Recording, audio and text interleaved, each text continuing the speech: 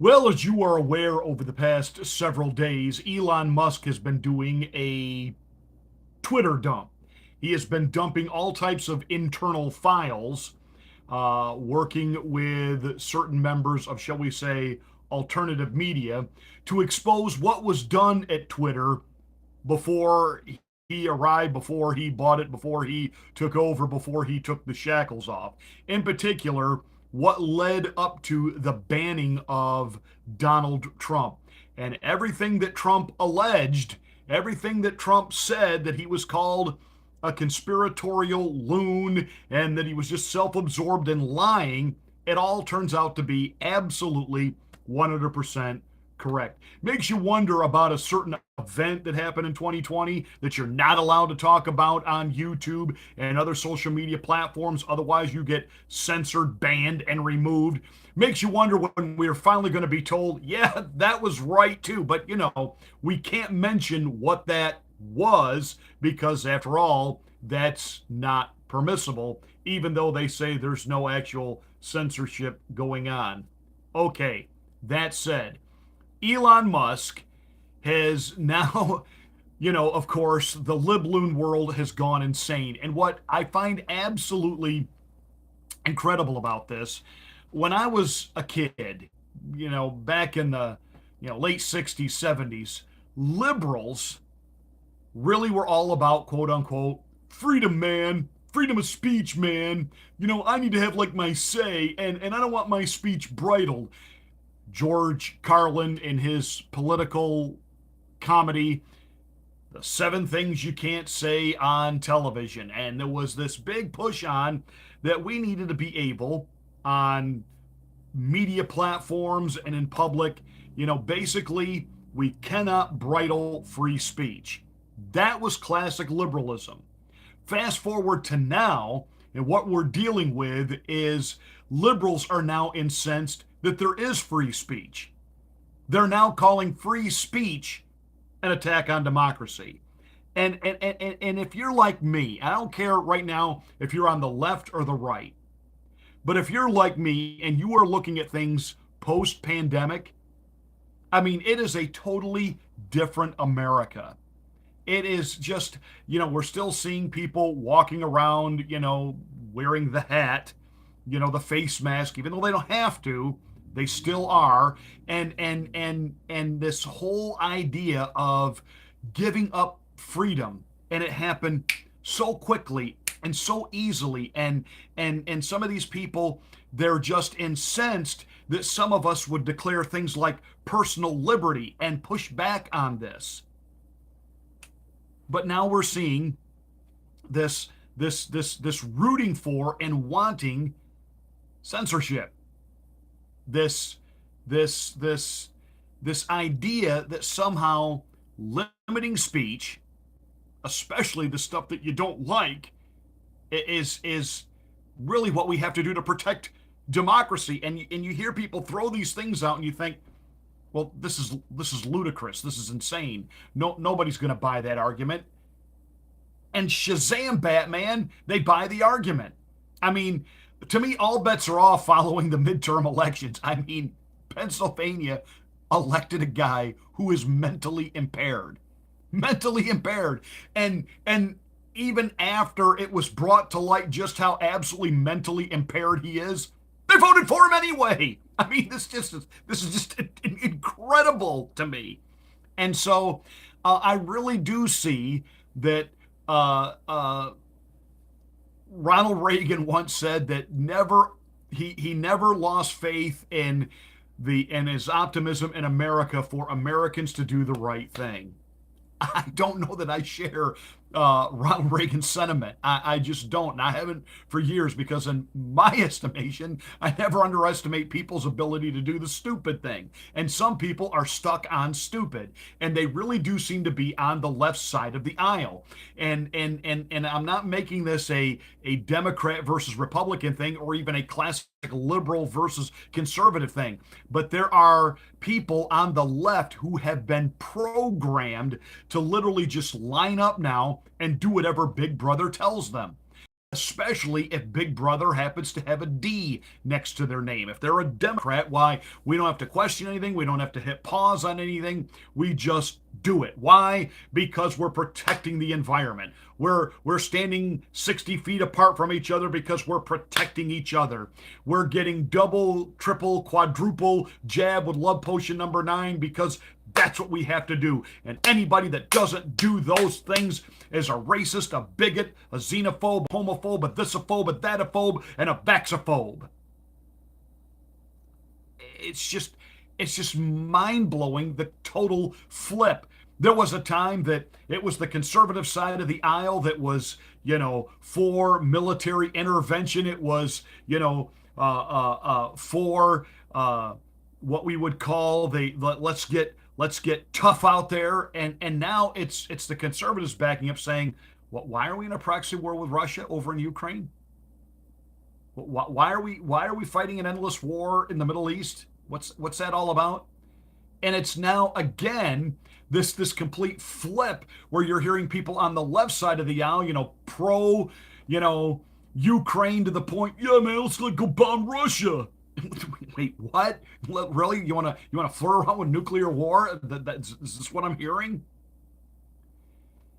Well, Elon Musk over the weekend tweeted out that he was changing his personal pronouns to prosecute Fauci. Love it, love it, love it. And of course, the libloons immediately went into meltdown mode. Now remember, we get this cancel culture, and I explained this a few days ago. This is a carryover from college. 10 years ago, when college kids across America were protesting conservatives that were being invited onto their campuses to speak. College campuses, which are supposed to reflect diverse thought and ideas. And we certainly know as conservatives that there are a whole lot of people that speak and get paychecks from colleges across this country that spew everything from, atheism to Marxism and all types of, deviant ideas. And, they teach without hindrance, without pause, without problem. And so there are conservative groups among college young people. There are young conservatives, and they would invite on, Ann Coulter or Ben Shapiro with his nasally, whiny voice. And, I wouldn't go to those things, but, these groups, they invite them in to speak. They rent one of the halls, whatever they have to do, to follow the procedure. And could the liberals just say, no, we're not going to go to that event? No. They went into meltdown mode. They protested. They set their libraries on fire on campuses. They did havoc and destruction to make sure that the universities, did not allow Ann Coulter to come there and speak or Ben Shapiro to come there and speak. And these universities began to cave. You couldn't have the conservatives, the Glenn Becks, come onto the campuses and talk.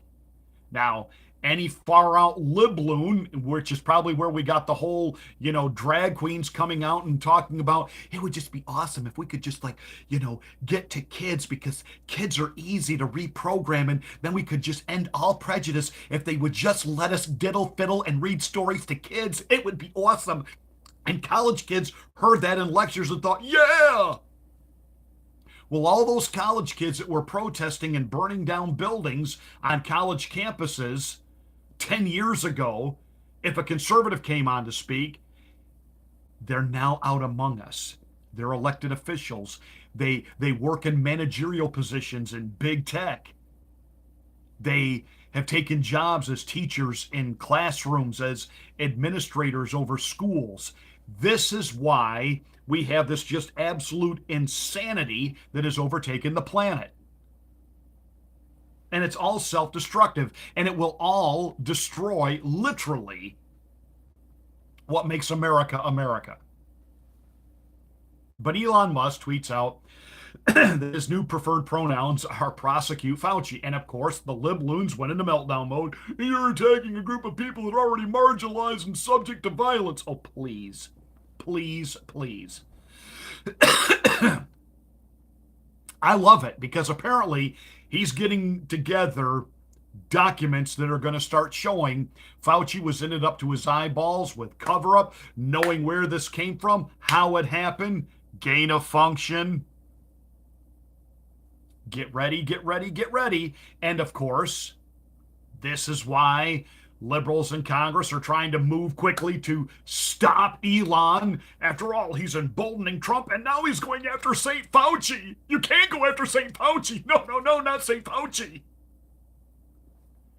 And what we need are more and more people within the medical and scientific communities to start coming forward and start talking about the real Anthony Fauci. Jimmy Dore did an incredible interview today. If you haven't watched it, you've got to get to the Jimmy Dore channel and you got to watch it. Now, the guy he interviewed, he'd be considered a liberal. He votes Democrat. He's gotten the ouchie, but he understands that Fauci has lied and has acted criminally. And it's an amazing and Jimmy Dore has been on this for months. Some of us have been on it from the beginning. Jimmy Dore was a little late to the party. He got there. He got there after he got injured himself. And now I'm glad he's able to say what he says, because if I say anything even close to what Jimmy says on YouTube, I get taken down. I get penalized. I've been in YouTube prison so many times. But I'm glad Jimmy is able to get out there. So you got to watch the interview that Jimmy Dore did today. But Elon Musk is dropping all the hints that he is about to expose St. Fauci. And good. This is a maniacal man, and I don't say this lightly, even as a pastor, and I know that what I'm about to say, it upsets people, because a pastor's not supposed to speak this way, but I want hell to be 100 times hotter for Anthony Fauci. Now, of course, as a pastor, we hold out that, he will seek repentance and forgiveness and redeem himself and come forward and tell us the truth.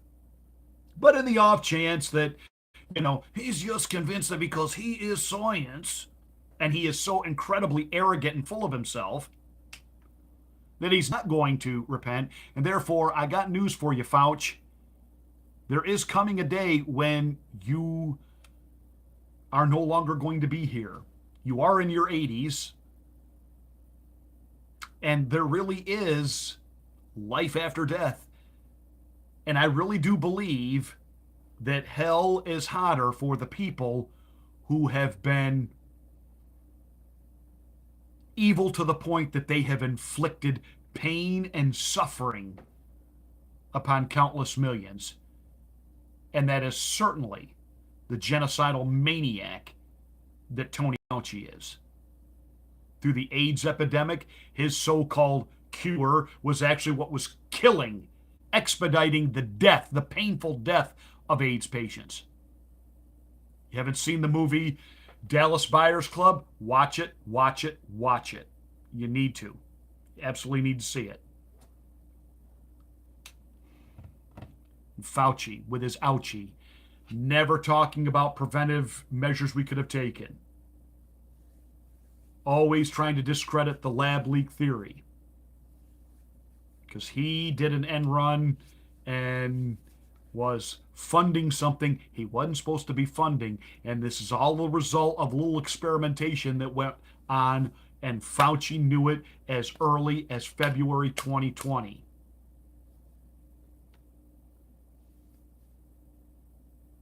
And because he controls the purse strings and which scientists and which universities get what grants when it comes to science, he got the medical community to go along.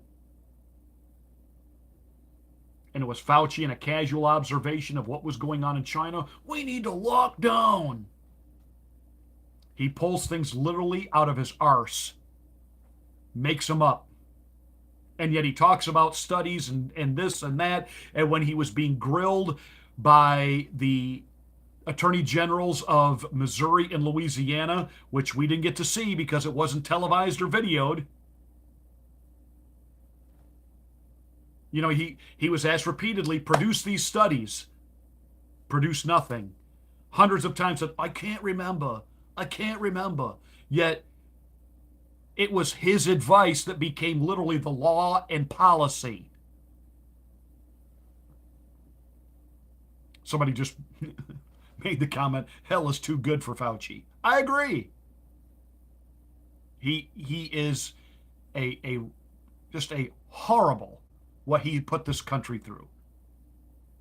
And I'm sad to say that still many people, he's a hero. He walks on water. He heals the sick and raises the dead. He's Fauci. But Elon Musk is getting ready to do another info drop. We're getting enough out there now to find out what really went on with the Hunter laptop. And you got even Democrats now saying, had this actually been out and consumable among the media, it would have absolutely changed what happened in 2020. You know about that thing we're not supposed to talk about. So it's interesting to watch all this happen. Elon Musk has certainly got everybody's attention. And even Joe Rogan is starting to sound more and more and more like a Republican. And Jimmy Dore is on his way. And all I can say is justice, either in this life or the one to come, needs to happen to Anthony Fauci.